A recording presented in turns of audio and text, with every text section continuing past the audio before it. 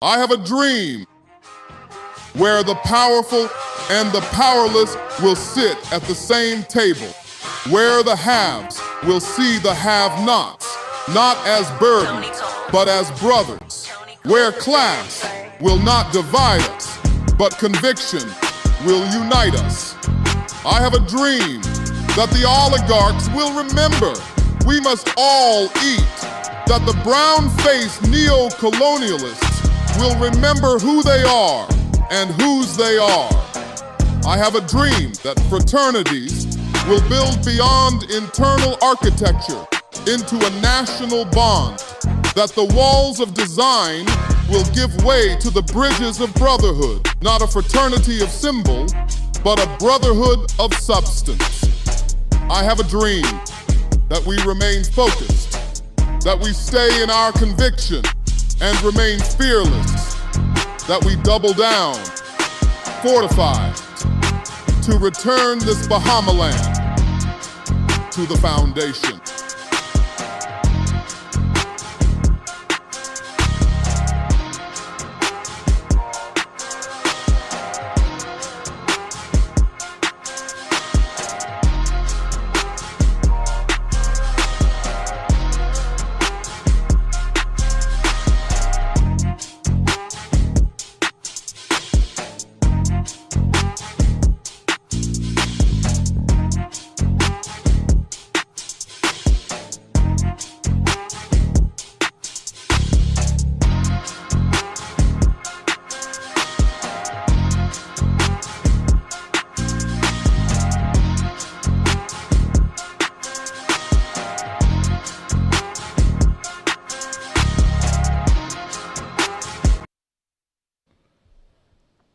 Good afternoon, ladies and gentlemen. This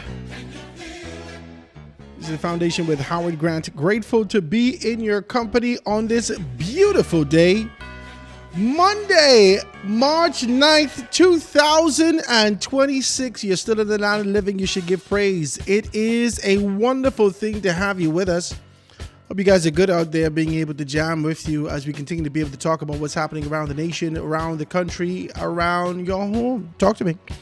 We're out here and we're jamming, just being able to talk the way that we are and trying to be able to make a determination as to whether or not we're prepared as a nation to make a big decision. This is a hell of a decision that's going to be coming up.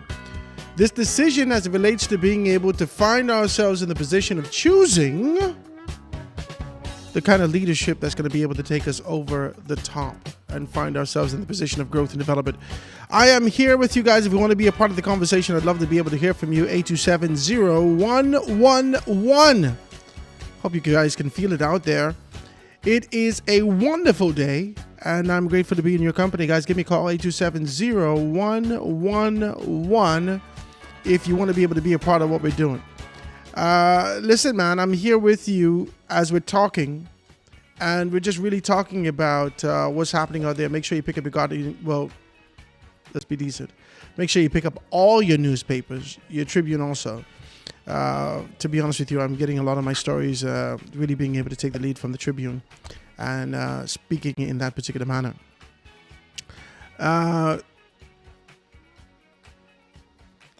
This is a lot. This is a lot. Let's talk about this.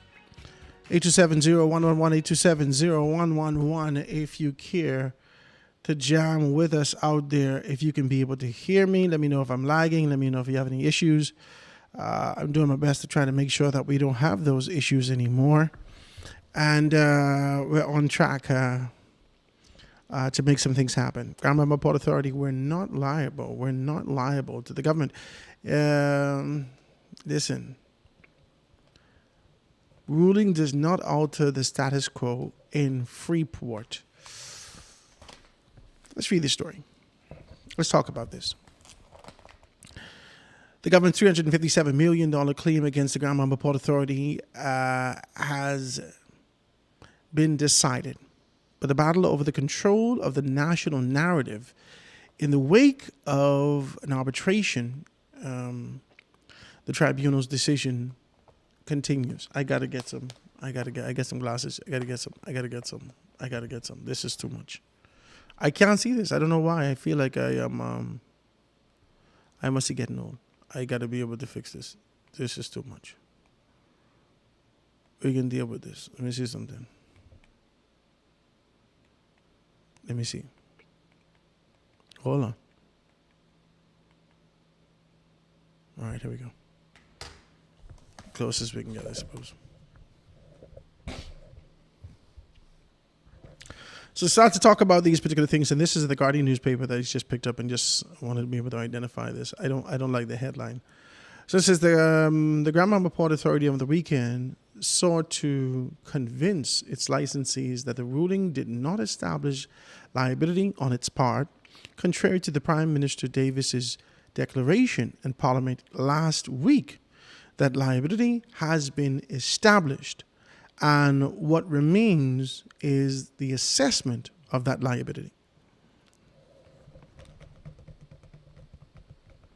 Well, if we're giving all the chips, if we're giving all the information, if we're giving the chips, let's talk about this now. Let's be clear about this. If we have been given all the chips and we've been given the information, and this is the position that we exist in, and being able to identify these things, and we're talking with clarity, the arbitrators has identified that the government's liable of being able to ensure that the environmental levies and the environmental protections and whatever the prerequisites are done by the government of the Bahamas. Yeah. And the arbitrators has also established that $357 million is out of the door. However, the Grand Bahama Port Authority owes something. And I think you have enough businessmen and women who are affiliated with the Grand Bahama Port Authority to understand the implications that exist in those particular areas. I just want to be very clear with you. Not in a bad way, not like in a dissent manner, but these are savvy businessmen and women that I presumably, based upon their exposure, experience, and savvy to be able to get into a business deal such as this one, they do business all around the world. And they do business all around the world, and being able to identify this, I think the Prime Minister is correct. Now, I am no expert, but if we are reading these things and it doesn't have the nuances associated with, if it's just in layman's terms, and the information that we have been ingesting and has been regurgitated over the past week, if the information is accurate, then it is my belief that the Grand Bahama Port Authority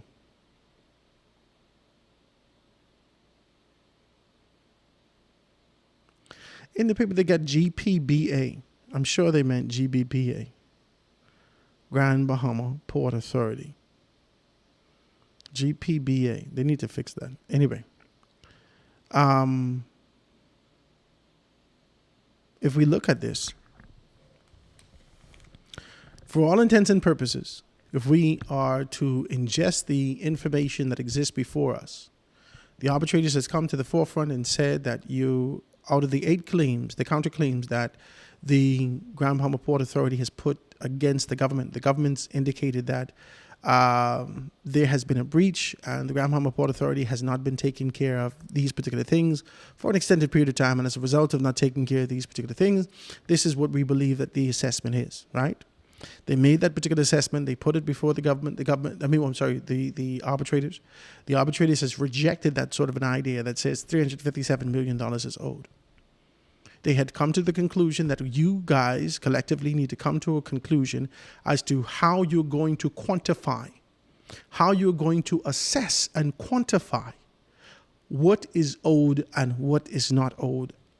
You have to identify that calculation first. There has to be parameters associated with what you will do, what you will look at, what you will not look at. The arbitrators have indicated that you're going to have to do those particular things. Once you do that, you identify exactly what's what. You make that assessment. You come forward. The Grand Bahama Port Authority owes the government of the Bahamas and the people of the Bahamas, and more specifically the people of Grand Bahama, something.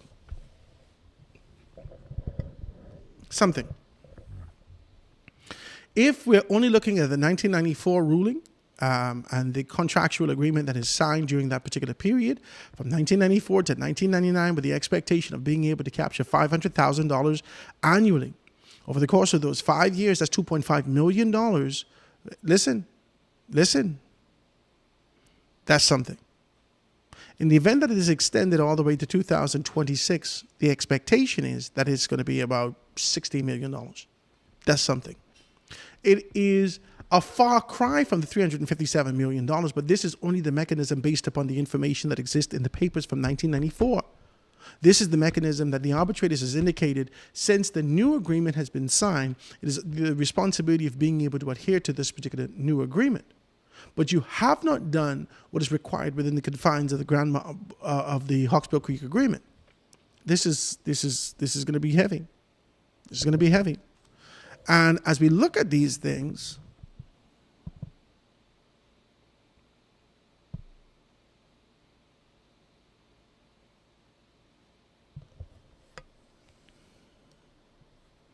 I just look at something else in the paper. Just a peculiar thing.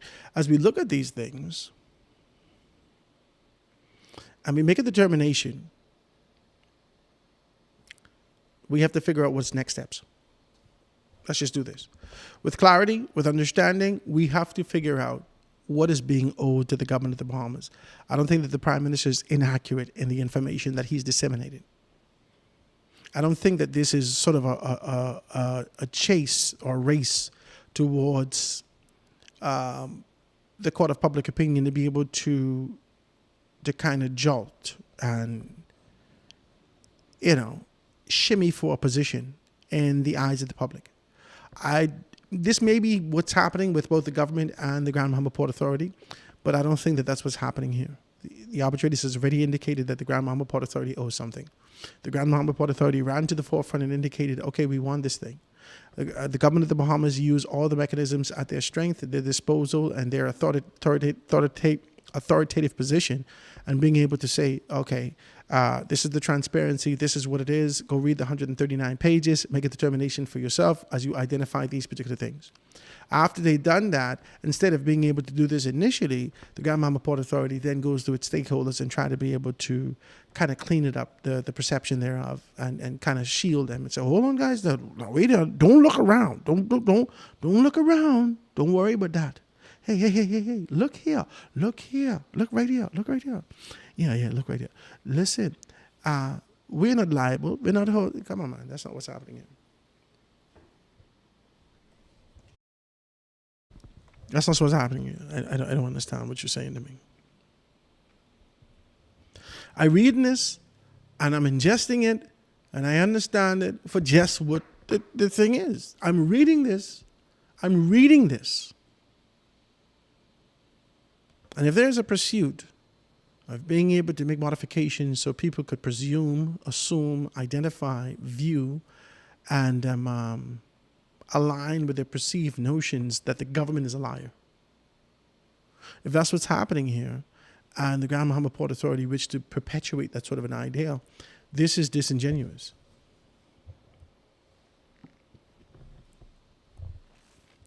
I just want to say that in decency and order.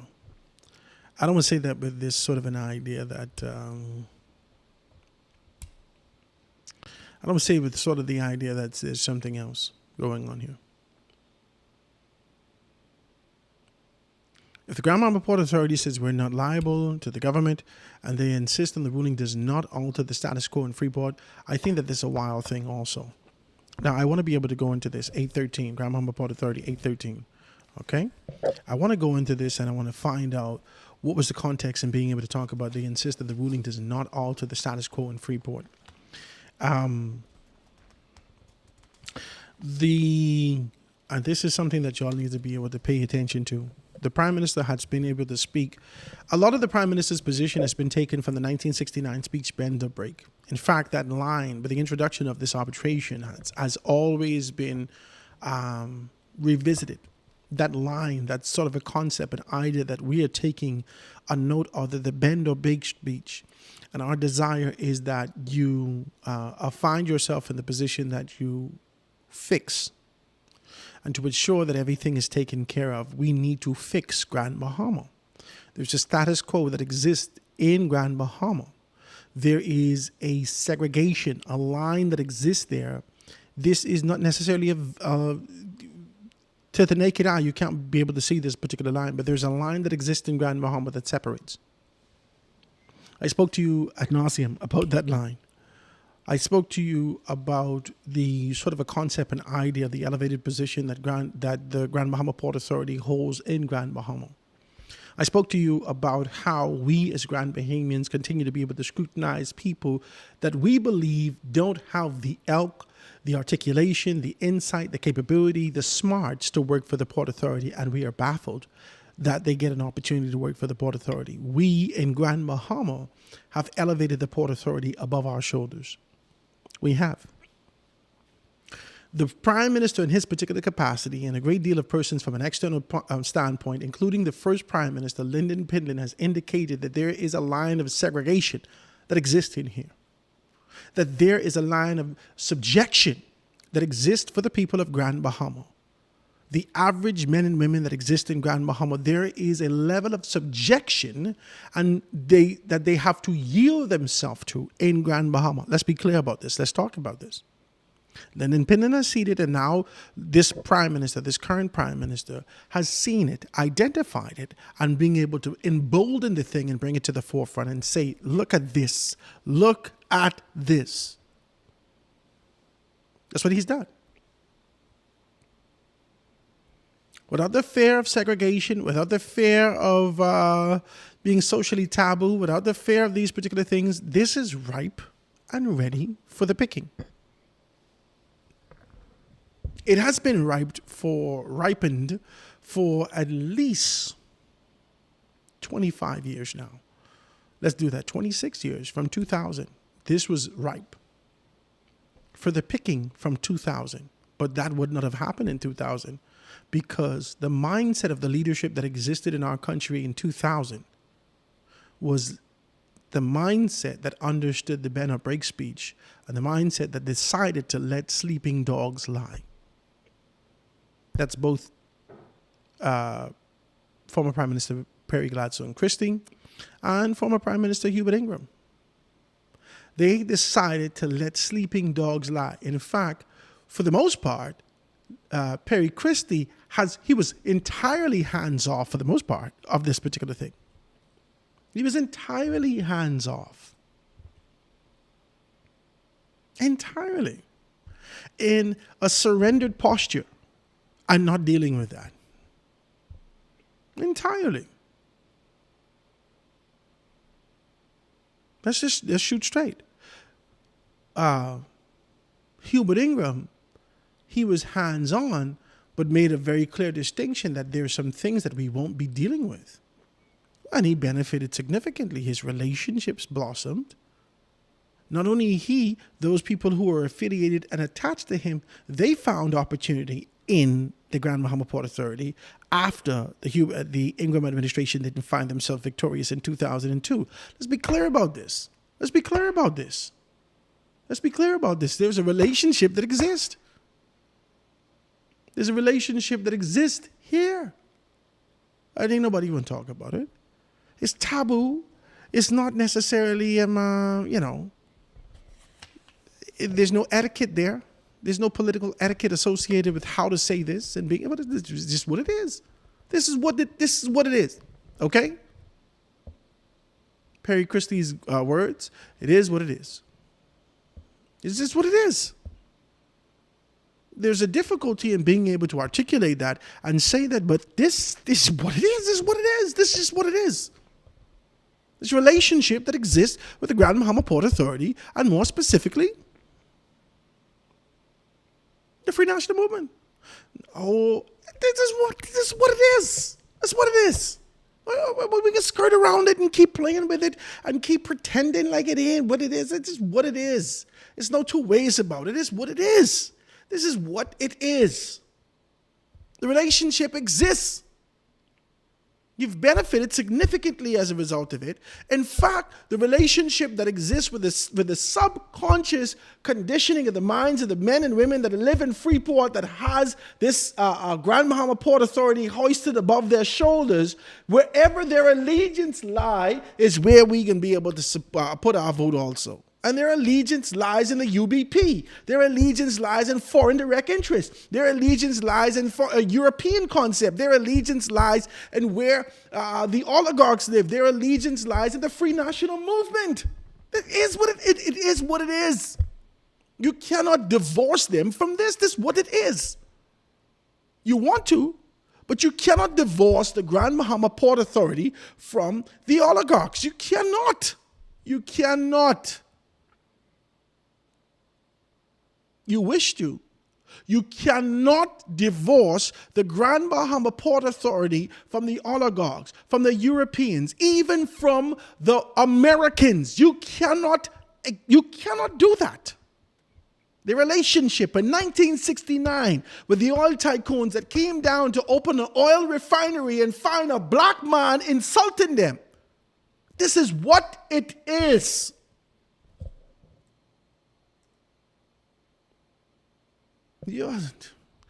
I don't understand why y'all just pretend with these things. I don't understand why people come around here skirting around these things. I don't understand. I do not understand.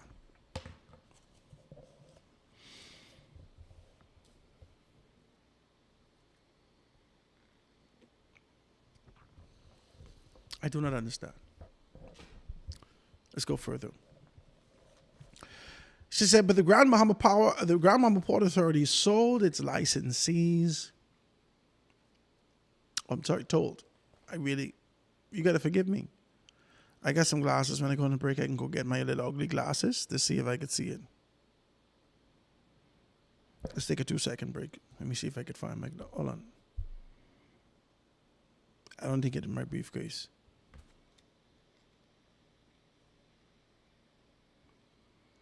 I don't think the glasses in my brief. I got to get the glasses. Anyway, let's go ahead. So it says, but the Grand Bahama Port Authority told the licensees in the letter that the ruling does not fundamentally alter. Let's read this. This is going to be very interesting. The status quo in Freeport. The tribunal reaffirmed Grand Bahamas. Now listen. Port Authority. Listen, I know who writing for y'all. I know who is putting these things together and being able to dissect this.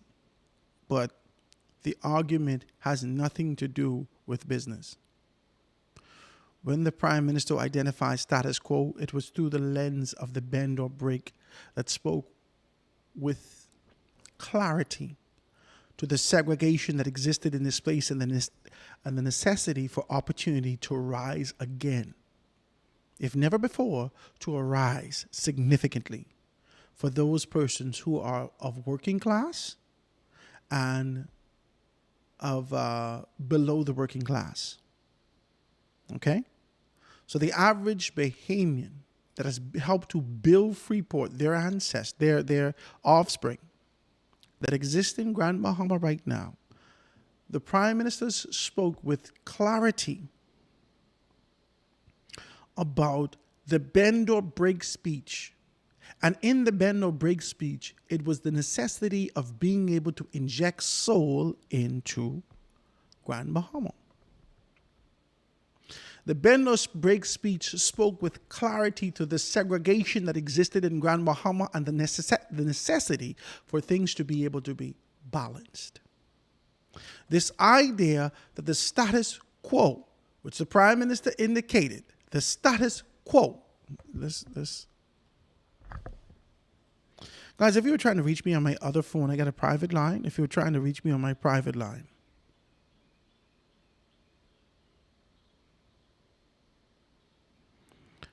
yeah, somebody texted me and said, Howard, we may soon have to start breaking down the constituencies one by one. Yeah, we can definitely have to do that. If you're trying to reach me on my private line, my phone is giving me problems, man. I feel like the alternator ain't gone. The alternator gone. The alternator in my phone gone, right? I plug the phone in. It working. Soon as I take it out, it cut off. I plug the phone in, cut it back on, it working. Soon as I take it out, it got it off. And so that kind of move from home here today has placed me in the position where I said, let me get my phone so I take it to the shop. So I don't have my phone. I won't have my phone until later on today. All right. For all those persons who are trying to reach me on the private line. That's just what it is. Okay. So let's talk about this. Right. Let me look for this. Let's go to the Office of the Prime Minister's speech, OPM, Bahamas.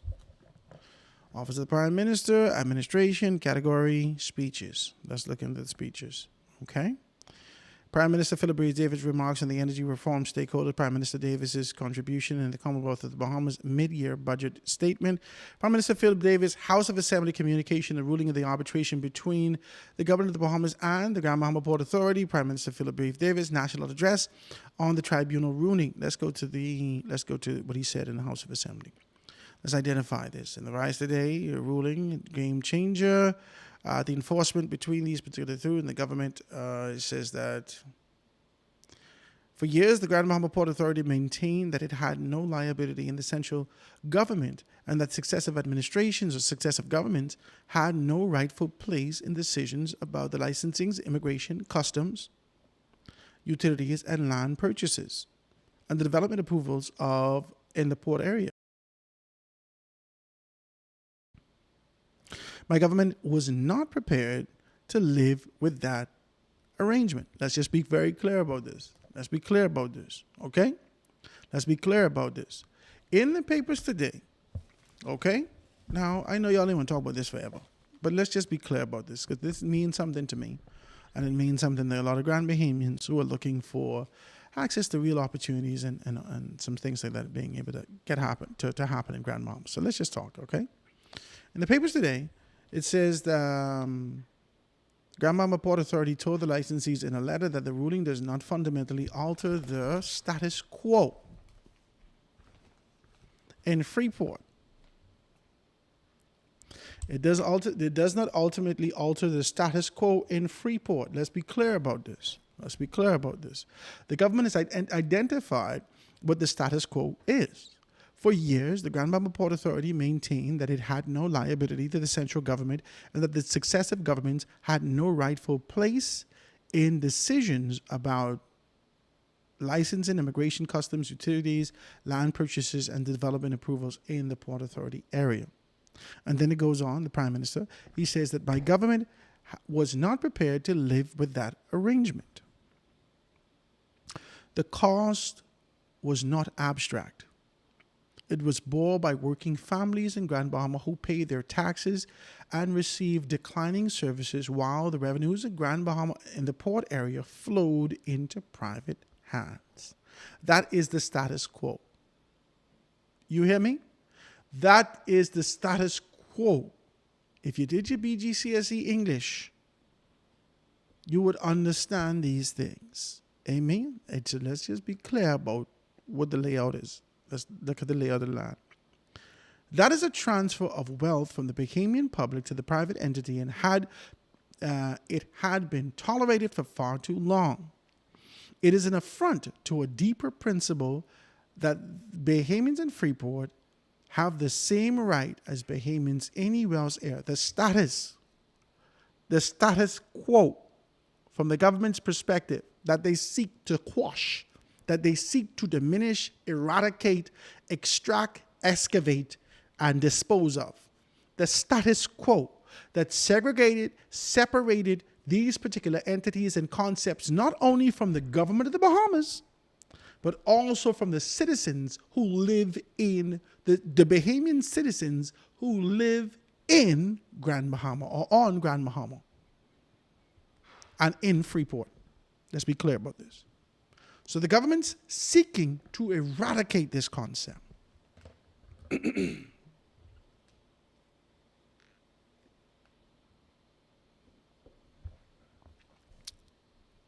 He goes on to say, he says, it's an affront to a deeper principle of the Bahamians and Freeport have the same right as Bahamians elsewhere to shape their own future through the government they elect. The government that they elect. All right, let's go a little deeper. He says, Mr. Deputy Speaker, I love this country. I love the people of Grand Bahama. I've walked those streets, listened. This is going back to me telling you the relationship that the Prime Minister has. Let's get into something else. In my national address, I said it clearly. I prefer collaboration, but I've never feared confrontation. I think that is strong. I prefer collaboration, but I've never feared confrontation. I think that was very strong. And he said, when that is what is necessary to stand up for our people. I think that was very strong. He says, when it became clear that the old arrangements would not bend towards fairness. Remember, the bend or break speech, the core of that indicated that those minds, that oligarch posture, that elevated posture, that identify people as subservient, that existed in 1969, that used the Bahamian people to be able to enact, to pursue their particular dreams, hopes, and aspirations for what the possibility of Grand Bahama could have been for the development of Freeport. So they used people in that particular, as laborers. You were merely laborers, extracting, excavating the topsoil to be able to get down to the core concept of what Freeport can be. And so for a long time, that's who Grand Bahamian people were. Why don't y'all stop playing with me? Let's talk like this. Grand Bahamian people are only laborers. Let's talk. Y'all don't know the history of Grand Bahama? You only saying these things based upon the talk. Listen to me. My grandfather moved to Grand Bahama. I keep telling you all this story. Y'all don't understand this.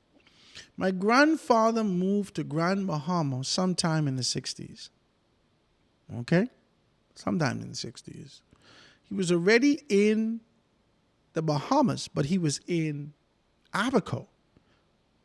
My grandfather was already in the Bahamas with my grandmother from Turks and Caicos Island prior to independence. He was already here with my grandmother. My father was born in Abaco, in Spring City, where the people settled. Come on, let's be clear. Where they settled in this particular space. As a result of pining, okay?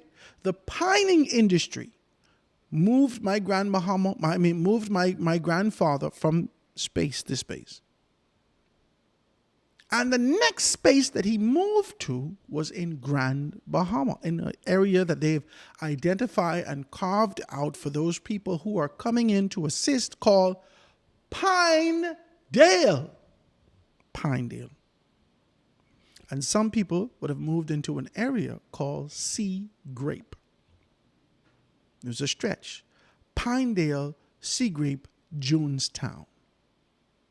There was a significant influx of Turks Islanders that moved into Grand Bahama for the development and the building. This is post, now watch me. The agreement was signed in 1955, and so the development started, okay? 1969, 14 years later, you would have been able to see Barco open it. So this was the introduction. Every step of the way, they would have been able to introduce and sort of have this kind of an idea and concept, okay? Let's be clear about this. Let's be clear. In the 60s, my grandfather moved to, and I have to say my grandfather, which is my father's father, which is a Turks Island man from Provo. He's from Blue Hills in Provo. Let's be clear about this. When he moved to Grand Bahama, they settled in a space called Pinedale. He was not the only one. There was a contingent of Turks Islanders that moved there.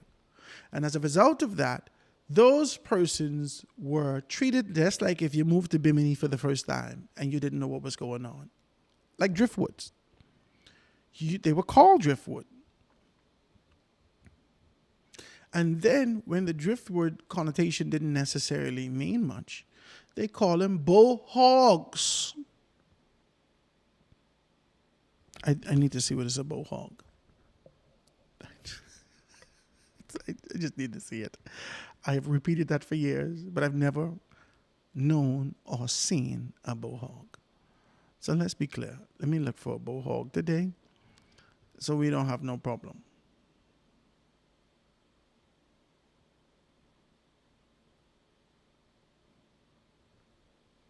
Hold up. Don't fight me. We're jamming, eh?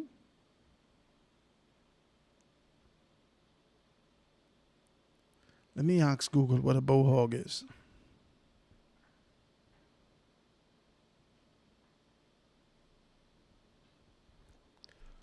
What is a bow hog?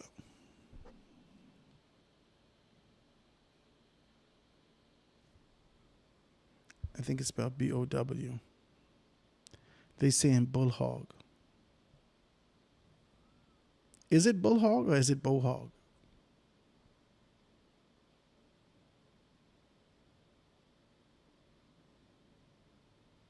A bow hog refers to the activity of hunting wild hogs. So you can just a regular hog. Use a wild hog. My God, they couldn't even put you in a pen. Use a wild hog. That's what they call Grand Bahamians. Turks Islanders. Feral swines or boars using a bow and an arrow, often regarded as a challenging, high adrenaline sport. Bow hog. Let's see if we can see the images of a bow hog. I feel like they look like Pombo. They look exactly like Pombo.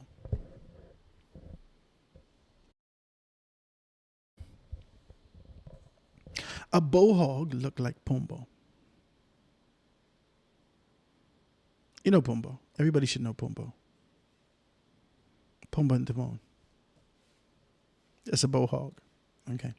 Let's get back to the story. Okay. Now, with clarity, I need you to understand something. These people were called bow hogs. I'm trying to make you to understand something. I feel like I need to drive this home for you so you could understand. Turks Islanders were called bow hogs. I'm getting somewhere with you. I need you to understand this.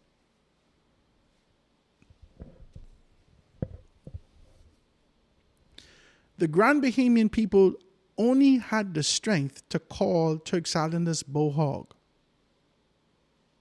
They did not have the strength to labor. There were a handful of men and women that contributed to the growth and development who were authentic, what they call it, organic Grand Bahamians. Let's be very clear. Their elevated posture, even before the white man came down there and signed a deal to be able to make the center of this island a metropolis with the government of the Bahamas. The elevated mindset that existed for the people of West Grand Bahama specifically was that of a prideful posture. That they believed that they had already arrived. I know these people. You can't tell me nothing. You can't tell me. I don't give a hell what you say. I can be decent with you. You can't tell me nothing about these. I know these people. These are my family. My grandmother was bougie before they reached, and she didn't have nothing yet. I can't get away, man, Jesus. My great-grandfather, I did not know. Right now, I don't know where he was born.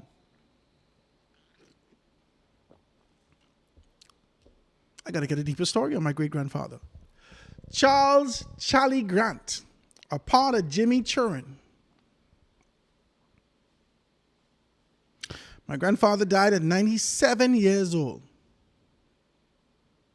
My grandmother currently is 97 years old.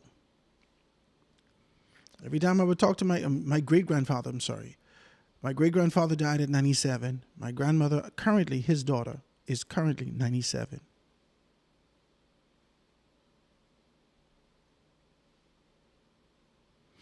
Her sister just passed. She was 97. My Aunt Maltese. And she have a younger sister that's about 90, I think, 90, 92. My grandfather, great-grandfather, Charles, we call him Daddy Grant. Charles Grant. I never heard him speak a lick of Bahamian yet. God damn, I don't know what your brothers, why y'all want to do something like that? God, that's how he speaks. I told you to get the damn, oh, that's how he speaks. And I told you to get there. That's how he speaks. That is how he speaks. I don't know no story where this man was anywhere else. I had his sister, Aunt Gloria. Beautiful, oh God, she looked like an Indian. I remember her when I was young, little young boy. She had moles all over her face. Hair was like the Indian gals, right? Long, flowy hair. She died right in the house. About 4 of them died in the house, right? The house is actually a daycare now. Anyway, praise God. So, the bouginess, and I didn't tell you about nobody else's family. I tell you about my own. The bouginess that existed in Grand Bahama placed them in a position of superiority, and they always they looked down their nose at people. I'm not asking you, I'm telling you. They looked down their nose at people. Good-looking people, you know. 8 Mile people, yeah, man, they good-looking people. The natural settlers, the wild goose, all them wild goose gals, they pretty, they my family. All them Martin gals, they pretty, they my family. And I don't know if the Martins is my family, you know. I gotta ask Grammy. But for the most part, we are family in the community, okay? And then here comes the introduction of Turks Islanders. Now, the disdain existed for Haitians prior to that. Let's just be very clear. I've given you history so we could dispel this garbage here. We got to dispel this particular concept and idea that exists here. I got to give you history so you could understand something with clarity, okay? The disdain was identified on the backs of Haitians, few and far between. And so without knowing Nasuvians and only being stuck in Grand Bahama, we ourselves had an identification for or labeling for those particular Haitians that existed and worked in the area of West Grand Bahama, more specifically 8 Mile Rock. They weren't free. They were identified as my Haitian. Let's be clear. My Haitian.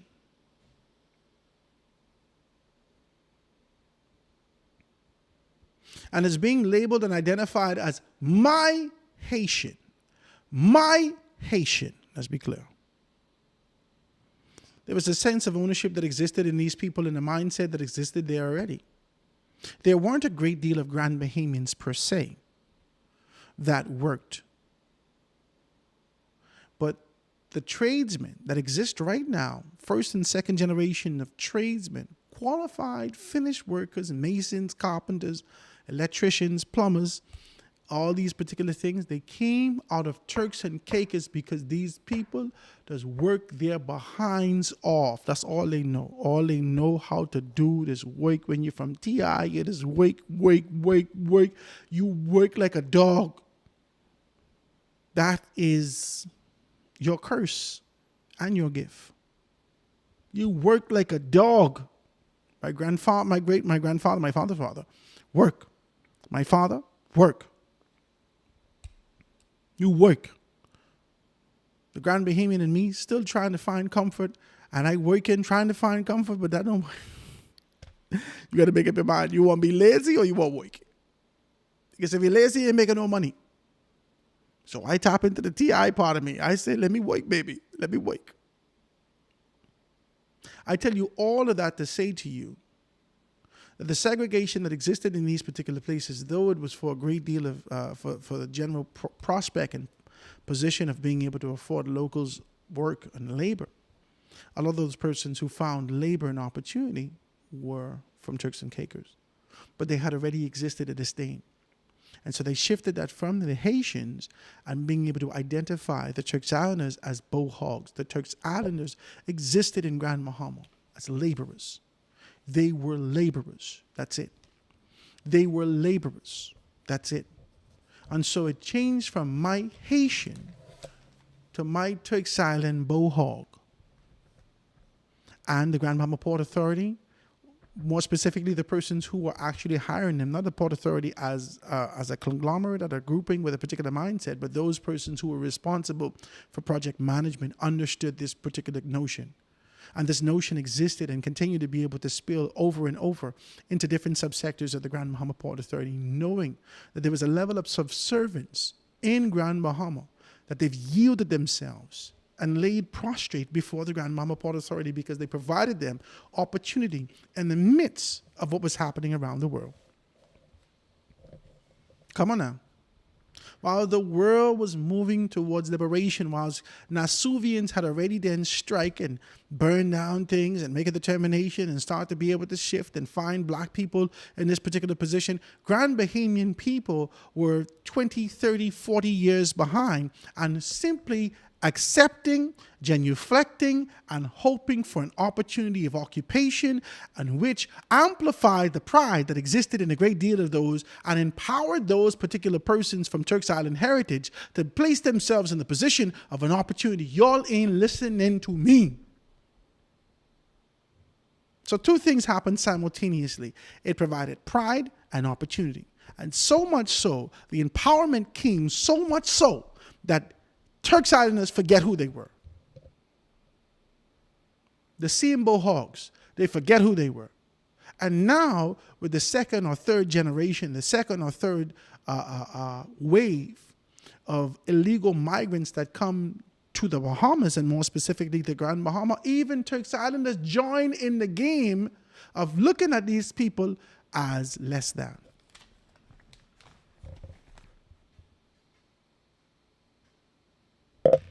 I can't get no amen. I'm trying to show you how the thing have a full circle. How the thing had a full circle. Full circle. That your enemy, make your enemy's enemy my friend. That your enemy becomes my enemy. Your friend becomes my... That is what the word of God says to us. That the slaves that live among you will do. I can't get no amen. You all will never give me amen. You know, it's okay. It's okay. What time we got? And I didn't know the time changed today. I was wilding out all day. I did not know. But anyway, praise God. We're here.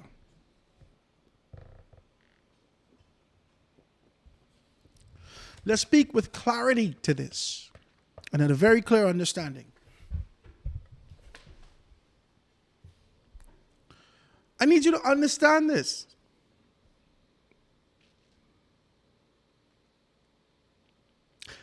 To say to your grouping, the licensees, those particular persons of a specific unique ilk, socially, that the status quo that you have enjoyed has not shifted simply because the Prime Minister's indicated it has shifted. We are willing to fight to ensure that we keep the status quo.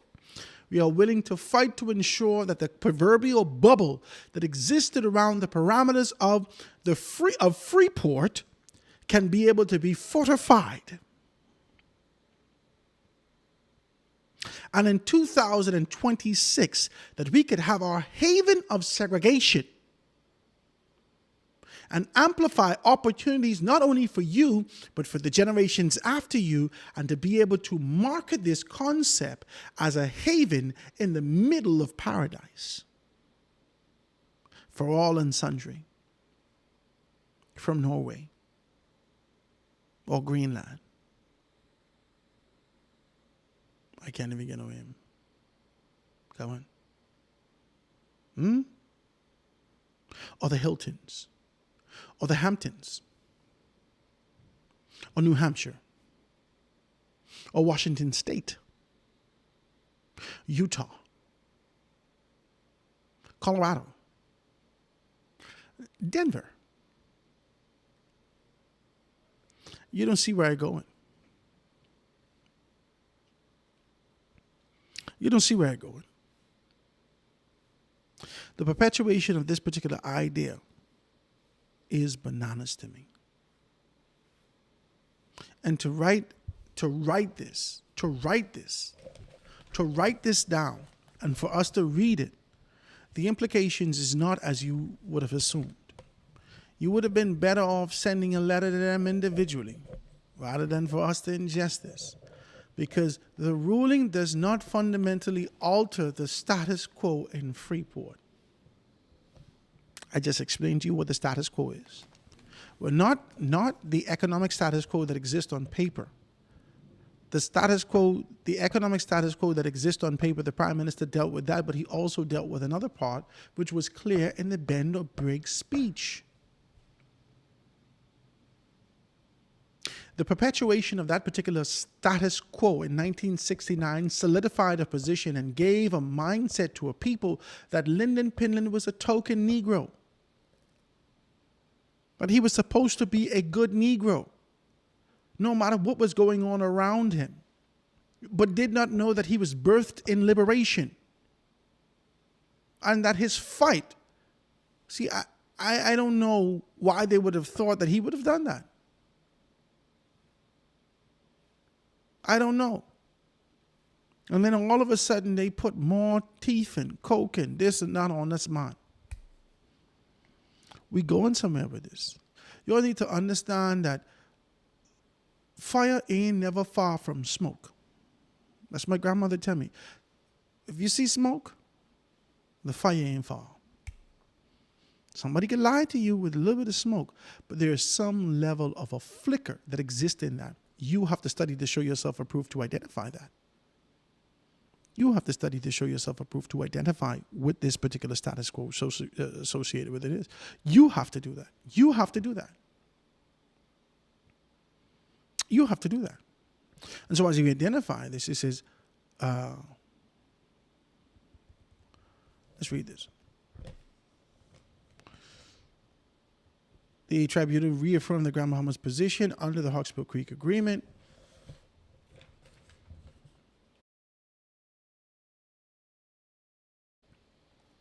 And the framework of the government, hold on now, let me see if I can get this. Hold on.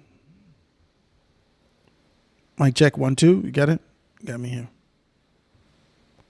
And the framework of the government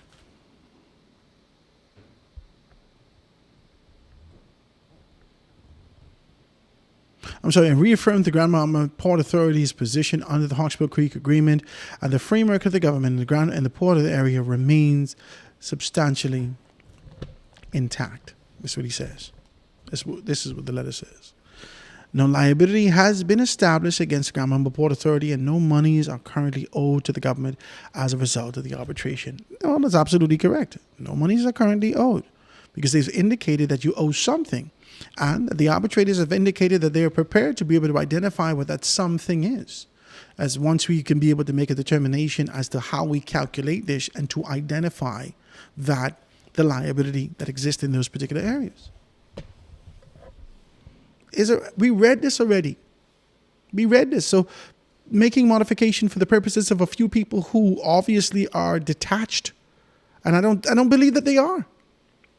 I believe that they are well informed of what's happening around, but this is for the record that you must put on the annals of history and time that exists between those stakeholders in the Grand Bahama Port Authority, and for you to be able to officially put on a position as a result of the Prime Minister being able to speak not only the national address but also in the House of Assembly.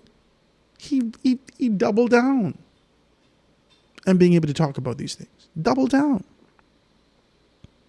And then he goes on to be able to talk about it like this. He says that no liability has been established against the Grand Bahama Port Authority and no monies are currently owed to the government as a result of the arbitration. The government claimed the Grand Bahama Port Authority, a private company empowered by the Hawkesbury Creek Agreement to act in Freeport, Grand Bahama's municipal authority, owed $357 million in reimbursement for certain administrative services rendered in the Port Authority area. The arbitration tribunal that considered the matter determined that there was nothing owing under the Hawkesbury Creek Agreement prior to its 1994 amendment. But under the amendment, agreement and the government has a legal right to payment after annual reviews. Now, this is peculiar. This is peculiar. You just say no money is owed. The arbitrators have indicated that there's no money is owed. There's no liability has been established against the Grand Bahama Port Authority and no monies are currently owed. But then you go further to indicate that there are current monies that have been owed from 1994 in your statement. The arbitrators found that unless and until the parties have agreed a figure, has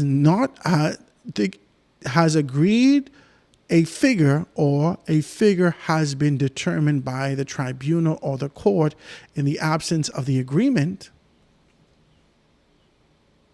nothing can be claimed by the government, even though it is in principle entitled to an annual sum. This feels a little bit contradictory to me. It feels a little bit contradictory to me. You just tell them you don't owe nothing other than what's happening from 1994, but we didn't have our annual meeting.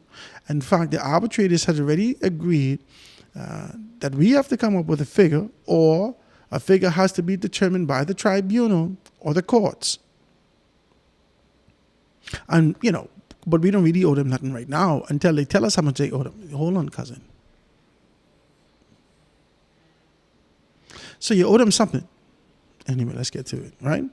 The tribunal's determination that the government is in principle entitled to an annual sum after the review has been rejected by the Grand Bahama Port Authority as an actual finding of liability. Mother sick. This gonna be long. Its position is that liability exists only when an actual determination of payment owing is made after a review.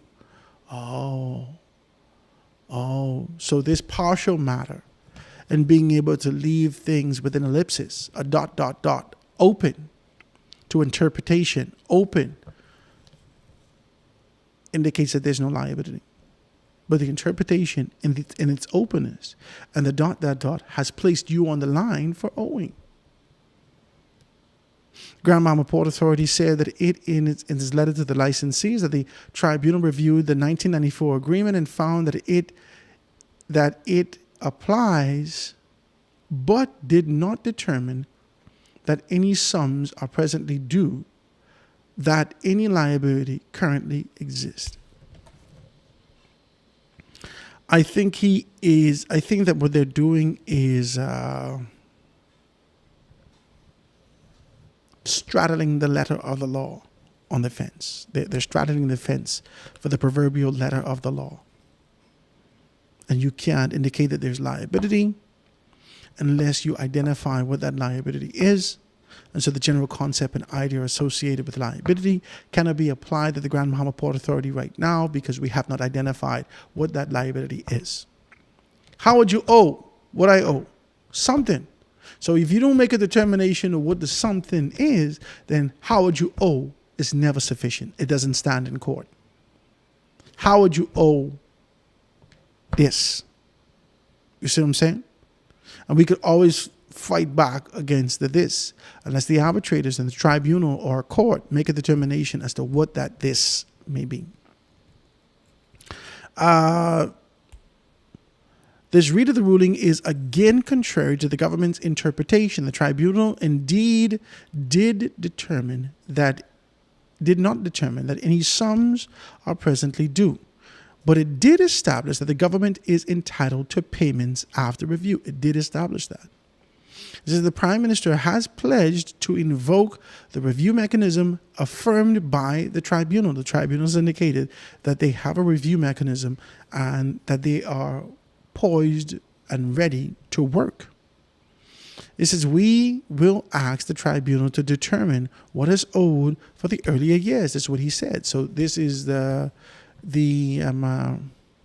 retroactive pay that the Grand Bahama Port Authority did not want to talk about.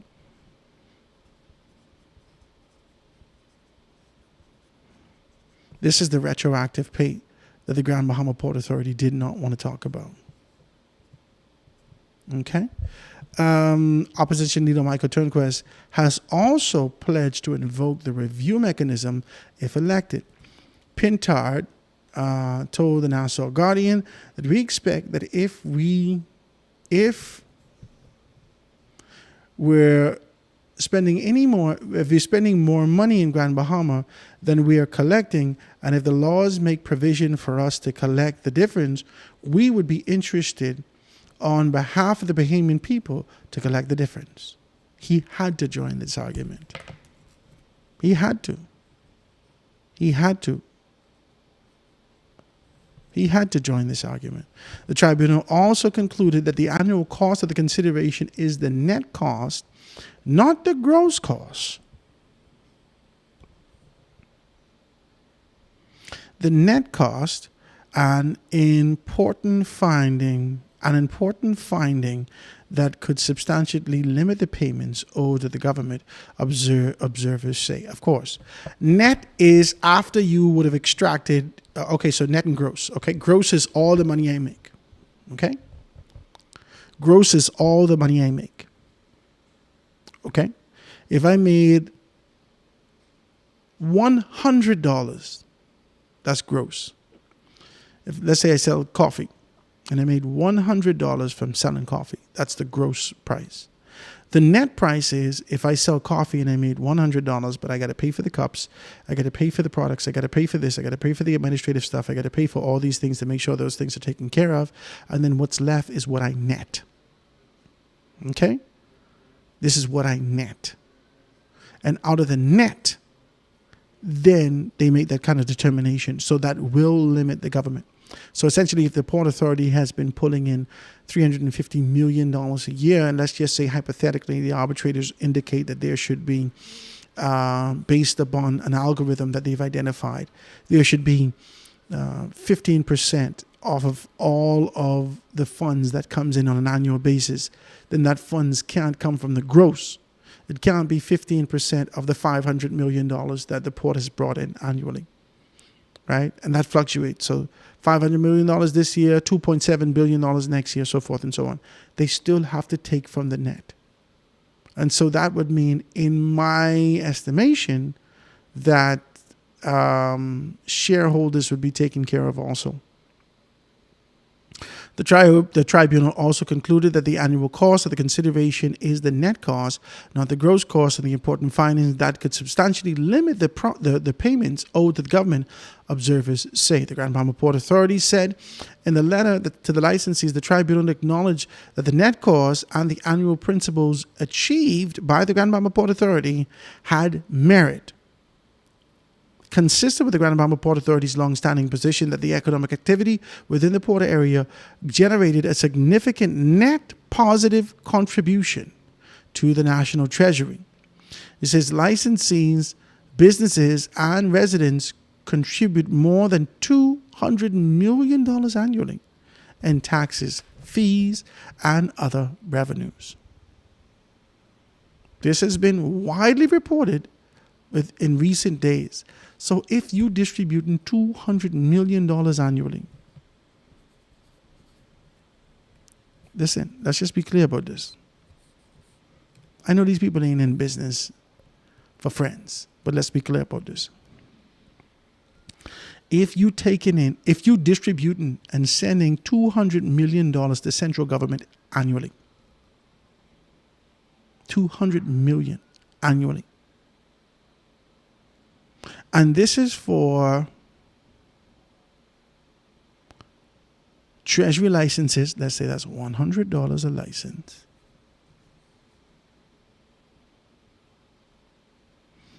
give and take, right? You can put it between $100 and $500 for licenses that they actually send there. You said that's for licenses. That's for businesses, business licenses, right? That's for resident contribute. Residents contribute for licenses and business, right? National Treasury licenses and business. That means for all the taxes that you have to pay on your land, all the taxes that you have to pay, all of those taxes are increased. How is that even fair? That's crazy. That's crazy. All of those taxes are increased when you live in the Freeport area. In 2026, there is absolutely no benefit, not for the average man, because the prestige that you were actually paying for before has been eroded out of Grand Bahama. When you hear conversations of people saying things like, man, these people ain't cleaned this road yet, man, the Grand Bahama, what happened to the Grand Bahama Port Authority? Man, what happened to this, man? Man, this road got to pave. What happened to Hudson Estate? Why they ain't pave the road here? Why they ain't do this? Why didn't... When you see that, when you make that determination, you identify that, you start to weigh this. You say, hey, listen, what sense it make to live here? What sense does it make to live here? This don't make no damn sense for me. Why would I live here? What sense does it make to live here? And so this is a strong thing. And I can cut that off right there because we could go on with that for hours and hours and hours. What? Talib Kweli, March 11th, March 12th, live, 2 nights only. Kweli? What? Talib Kweli at the Jazz Club? John Batista's what? In Bahama? That's crazy. That's crazy. That's crazy. All right, so let's read the next. There's something. So it's a Free National Movement. Leader Michael Pintard said yesterday the Free National Movement government will collect an outstanding funds owed to the government, even if it is the Grand Bahama Port Authority, even if it is the Grand Bahama Port Authority, even if it is the Grand Bahama Port Authority. That even if it's crazy, you got to watch how you're talking in the media. You got to watch how you're talking. Free National Movement leader Michael Pintard said yesterday that the government of the Bahamas, that the government would collect, that an F&M government would collect any outstanding funds owed to the government, even if it is, despite our relationship, despite our camaraderie, despite the years and years that we've enjoyed, and the relationship that has existed in these particular spaces, despite it all, even if. But the only thing that's going to happen to ensure that there's balance is that some kind of contract or some kind of opportunity is going to come forward. That's it. Stop playing with us.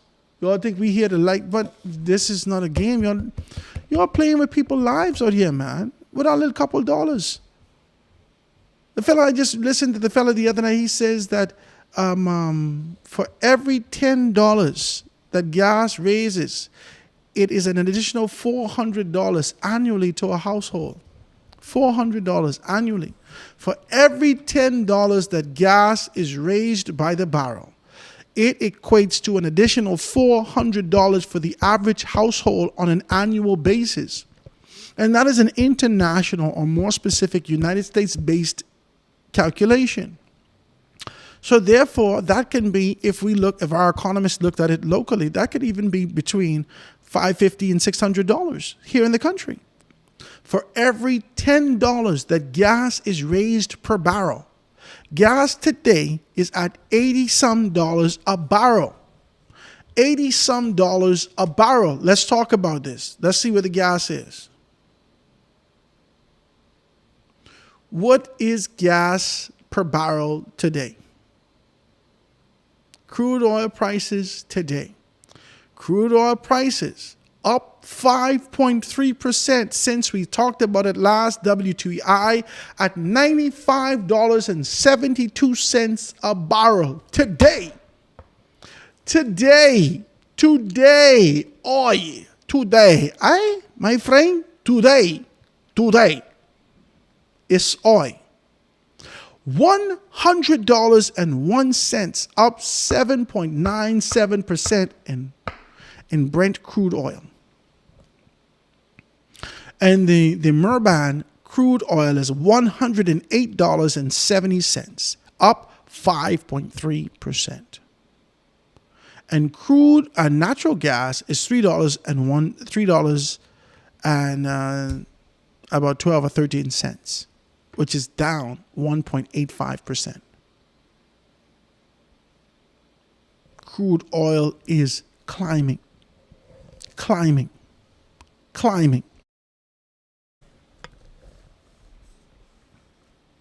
They've indicated that with every incremental growth, that means that if every $10 equals to $400, then every $5 equals to $200. That every $2.50 equals to $100.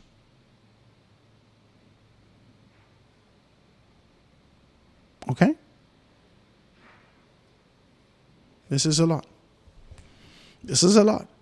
If the calculations are clear and correct and accurate, let me see if I save that so I can play that for you all. I know I saved some things so I can play it for you all.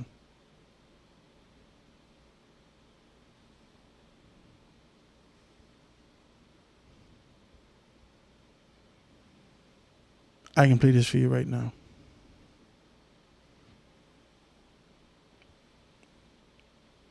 This is just what it is. Y'all can hear it, but y'all won't be able to see it. They gave us calculations, and I think that this is the gentleman. This is about 3 minutes. You can watch me, and I'll pause it in between, but let's listen to it together. Not a dramatic opener to grab your attention. A literal, mathematical, unavoidable 14. Let's go. You have 14 days. Not a metaphor. Not a dramatic opener to grab your attention. A literal, mathematical, unavoidable 14-day countdown. And when that clock hits 0, the price of everything you buy, everything you eat, and everything that runs on energy is going to explode in a way that will make the last 3 years of inflation feel like a minor inconvenience. This 14 days, 2 days ago. Here's what just happened, and why those 14 days matter more than anything else happening on the planet right now. Listen here. Iran just destroyed the American command center in Bahrain. Boom. Not damaged, not disrupted, destroyed. The nerve center coordinating U.S. military operations across the entire Gulf region, gone. And in the same strike package, Iran hit Bahrain's oil facilities, fuel storage, processing infrastructure, the physical machinery that moves Gulf oil from the ground to the tankers to the global market. But that's just the opening act. In the last 48 hours, Iran has also struck Abu Dhabi's airport, hit the Fujairah oil depot, one of the most strategically critical fuel storage facilities in the world, attacked Qatar's LNG infrastructure, hit Kuwait, struck UAE positions, and continued pounding every American military installation it can reach across the Gulf. This isn't a military campaign anymore. This is a surgical economic demolition. That's what it is. Iran isn't trying to win a battle. Iran is trying to strangle the global economy until the world forces America to leave. People don't understand that. Iran, listen, they've already killed the supreme leader. And no one's in mourning. They are in war mode. This particular concept, if you've been paying attention, they have been preparing for this for a very long time. They knew that something was happening. The hypersonic missiles are a joke. They got a great deal of things happening. Information that came to the forefront is from February 28th when they kicked this off, to March 1st, to March 2nd. Today is March 9th. That means that this has been 10 days that they've already been in this. 10 days that they was in this. Okay? Let's be very clear about this, okay? And in the first 2 days, all they give you is them old missiles. They just keep throwing them old missiles until you hear, whoop, boom. That's all you hear. Whoop, boom. And if that is merely a package, an indication of what you can be able to see, Iran ain't playing no games. They're not concerned about whether or not we can reach America from here. We could hurt America. We'll hurt the world until y'all go and tell America behave. We'll hurt the world until we have ambassadors and diplomatic people with diplomatic immunity being able to try to grovel down to White House to 16, what it is? Pennsylvania Avenue. I can't remember what the thing is. 16 something. I can't remember. 1623? I can't remember. And I watch all the movies, I should be able to remember. I can't remember. Right? Then they grovel down to the White House and being it just what they did. That's the same thing that they did with the tariffs. The Caribbean leaders, external leaders around the world, heads of governments around the world, heads of business conglomerates around the world, heads of corporations around the world, found themselves reaching out to the White House to say, stop this tariff foolishness. For God's sake, give us some more time. The world can collapse. We already have a system set up. Don't do this. Not right now. And Iran is hoping that the people take on the same course and being able to grovel down to America and say, please stop your attack on Iran. They are hurting our business. They are hurting our way of life. They are hurting our position. Please stop Iran blowing up the people. Water. Listen.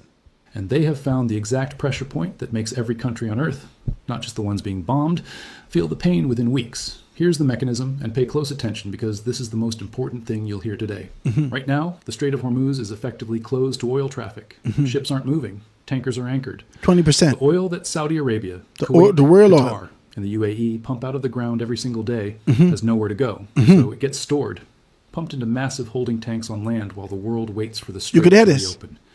Those storage tanks are almost full. Maximum capacity, 10 to 14 days away. That's it. The moment those tanks hit capacity, the Gulf states have only one option: stop pumping. That's it. You cannot produce oil you have nowhere to put. Production shuts down. And the second Gulf production shuts down, the global oil supply doesn't tighten. It collapses. Demand stays exactly where it is. 7 billion people still need fuel, heat, food transportation, manufacturing. But the supply side just fell off a cliff. Oil analysts are currently modeling price scenarios of $50 to $80 per barrel above current levels in a matter of days after production stops. Not weeks, days.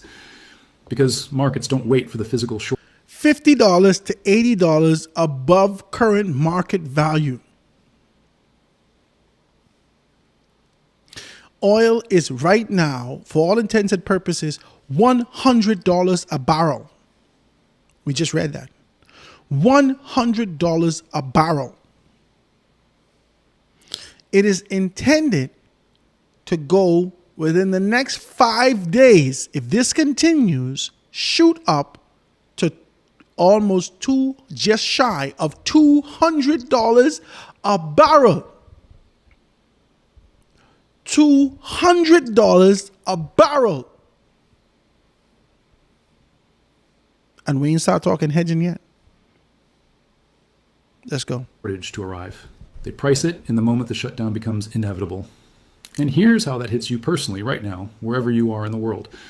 Every $10 increase in oil prices adds roughly $400 to $500 per year. That's what he said. The average household's cost of living. Not just at the pump. That's the visible part. The invisible part is that oil is embedded in literally everything. The plastic in your phone, the fertilizer that grew your food, the truck that delivered it, the electricity that powered the store, the packaging it came in.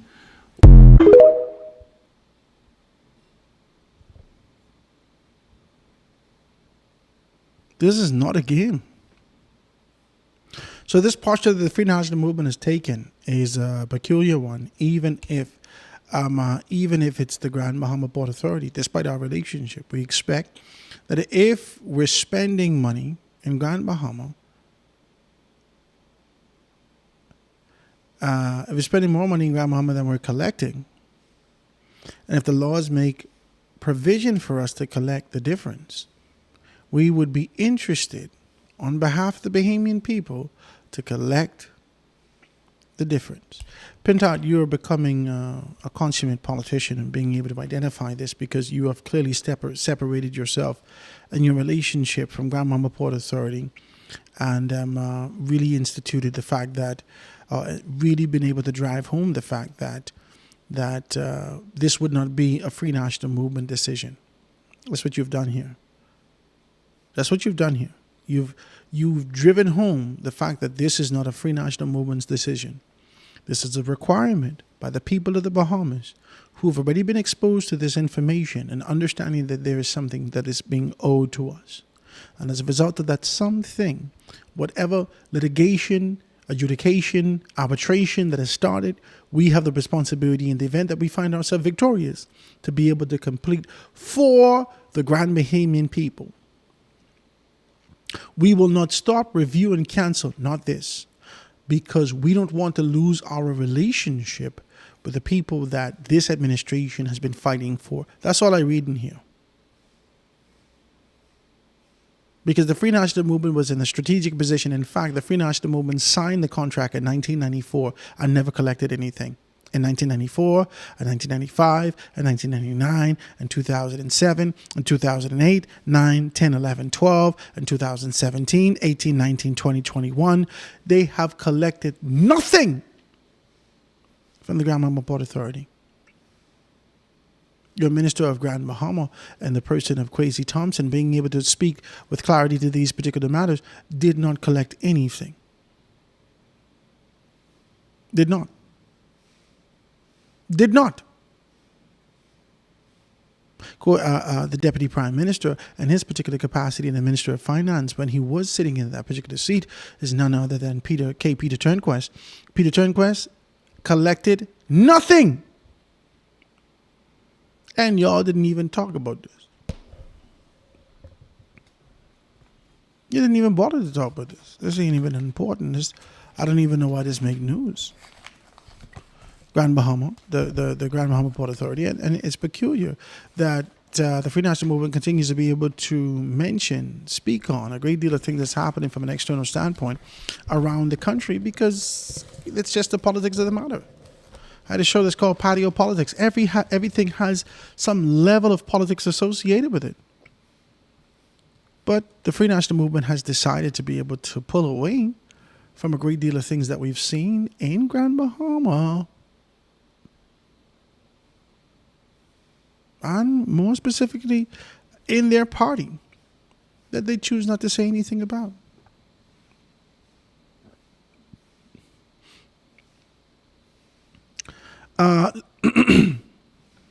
So let's read it. So he says, we said at the beginning, we support the actions that allow government to collect outstanding funds, no matter the source, and also includes the Grand Bahama Port Authority. This is what Pintas says. We would support a review of, again, the amount invested in the government and the amount of taxes the government receive, and to receive the difference in the event of any expenditure exceeds the revenue that we're getting. And we think, this is not news. This is the way that it has been over time. Unfortunately, the government has not always exercised its right to do so. This is the matter. I won't get to some. The matter went to arbitration after the government presented an account to Grand Bahama Port Authority, an invoice rather. It should have said invoice. It says account. To the Grand Bahama Port Authority in March of 2024, pursuant to the Clause 15D of the Hawkesbury Creek Agreement, claiming that the port is liable to pay $357.144 million within 30 days. And the Grand Bahama Port Authority denied that it had any liability to the government in respect to any other sum under the Clause 15D or at all. By way of the counterclaim, it contended that it is entitled to damages and declaring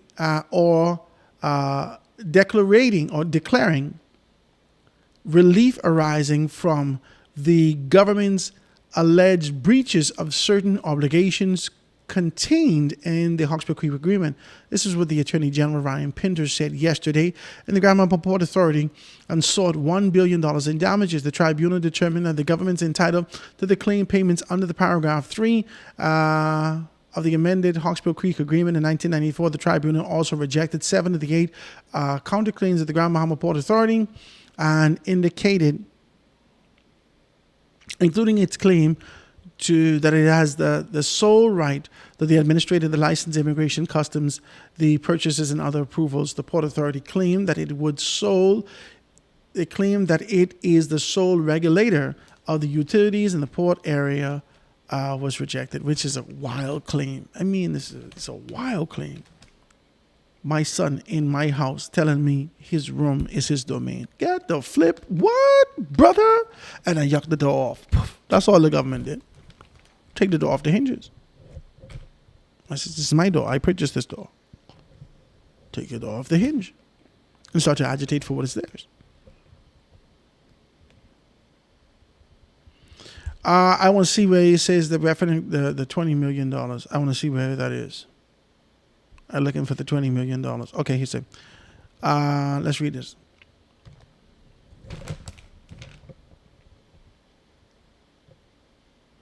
But PennDOT and the FNM has said that the government won nothing.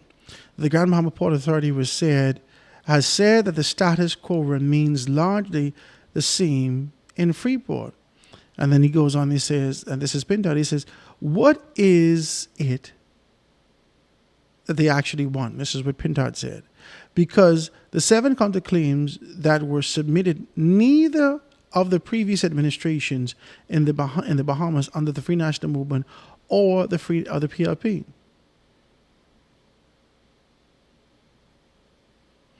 Was prepared to honor those. Neither of the administration in the Bahamas under the Free National Movement or the PLP was prepared to honor those. So, what is it?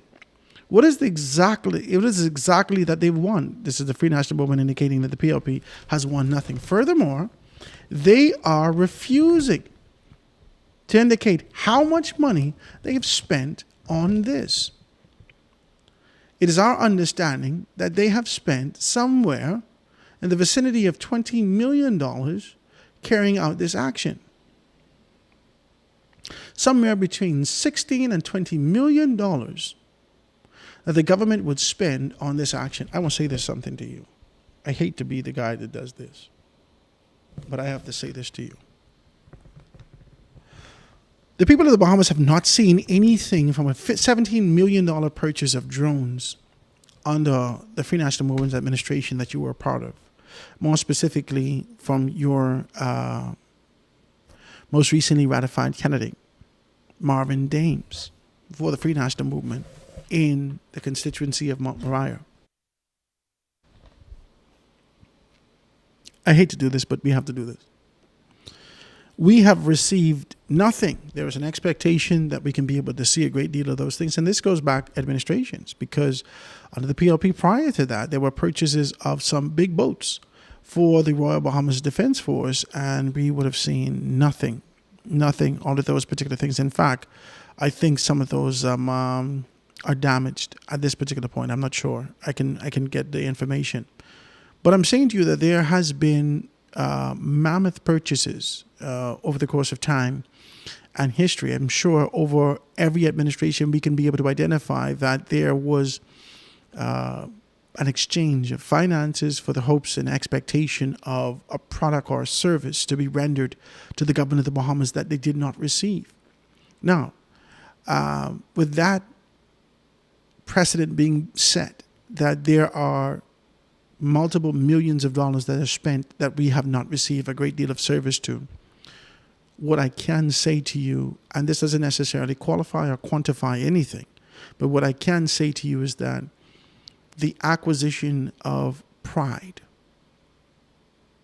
and the omission of a perceived position and the status quo of segregation that exists in Grand Bahama, economically and otherwise, that this government seeks to quash, that this government seeks to eradicate, that this government seeks to be able to surgically, strategically fortify the backbone of Grand Bahamian people who have been bent for decades and decades and decades, subservient to an entity that continues to be able to enrich its shareholders, that continues to be able to perpetuate an idea by never even replenishing the one thing that we've asked for, that we've been content with, the idea that you create an environment that we could be able to make some money. The one thing that we've been asking for, the one thing that has not returned, that level of pride that existed in Grand Bahama that has been diminished and eroded.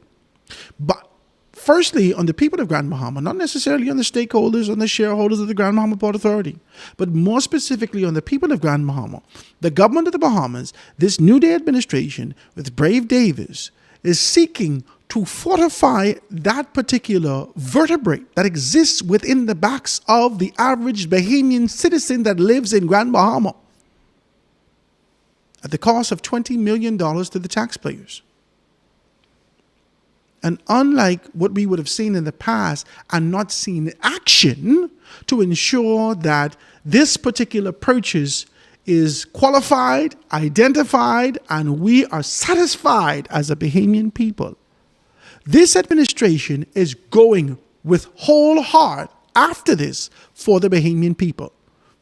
This is not a political move because nothing that Brave Davis is doing is going to give him one damn vote in Grand Bahama. Not one damn vote. Nothing.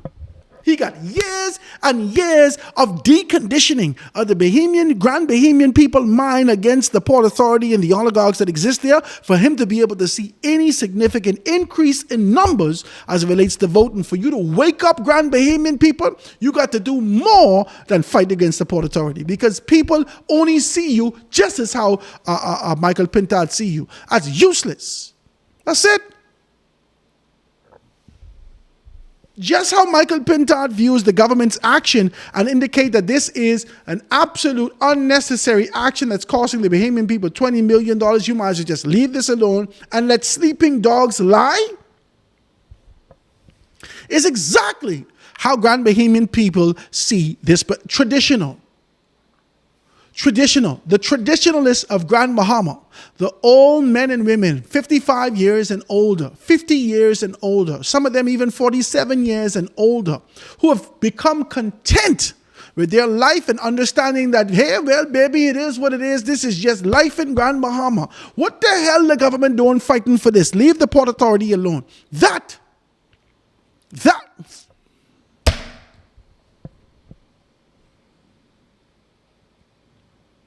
I don't expect nothing else from the ground. You, from the first declaration and you open your mouth, Michael Pintard has indicated you've drawn a line in the sand to indicate that you're on the side of the Grand Bahama Port Authority. You have done that with your pronouncements. You have done that. You have done that. You have said, we expect.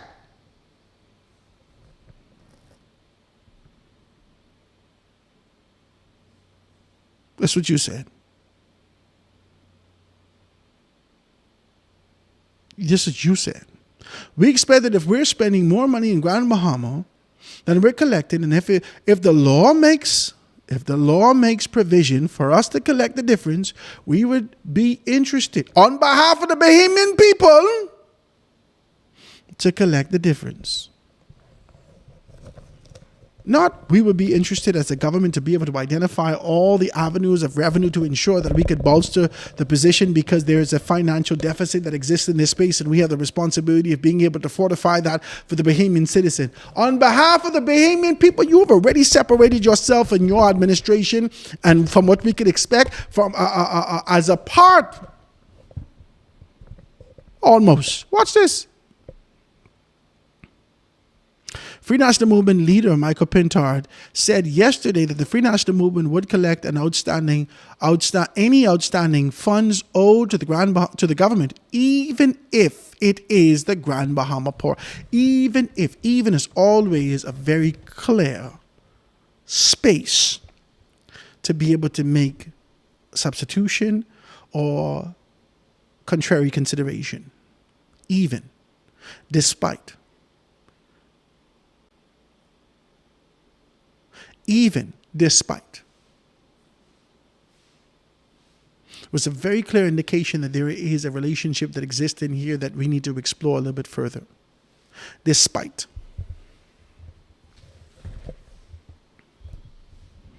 And that's it, man. A lot of these things are in the papers today. I know you guys want to be able to talk about the animal rights activities and discussed in the viral video that shows an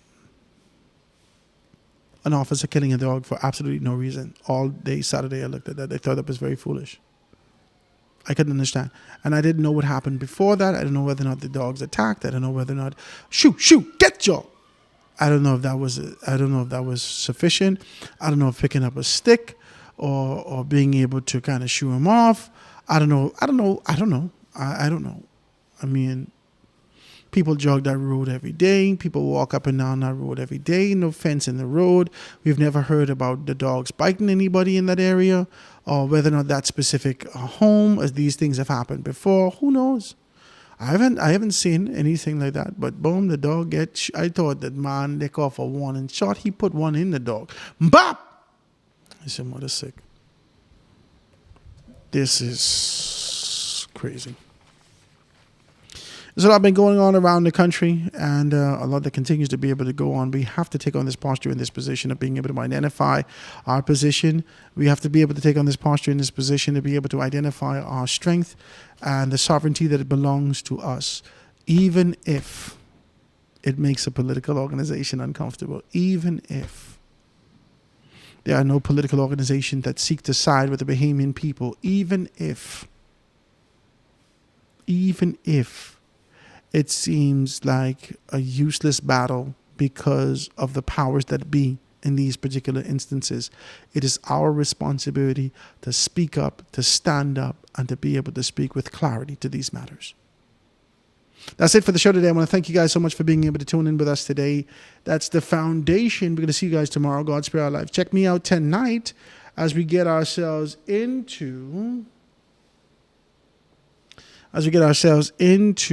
the rundown. We're supposed to have tonight Lincoln Bain. We're supposed to have Lincoln Bain this evening being able to be on with us. So we'll check that out. Guys, I'll see you this evening, and then I'll see you tomorrow. God Spirit Our Lives right here on The Foundation. Have a great day, great evening. I have a dream where the powerful and the powerless will sit at the same table, where the haves will see the have-nots, not as burdens, but as brothers, where class will not divide us, but conviction will unite us. I have a dream that the oligarchs will remember we must all eat, that the brown-faced neo-colonialists will remember who they are and whose they are.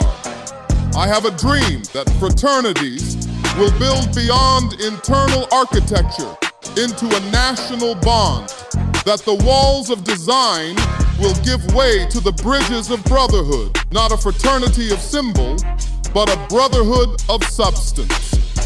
I have a dream that we remain focused, that we stay in our conviction and remain fearless, that we double down, fortified, to return this Bahama land to the foundation.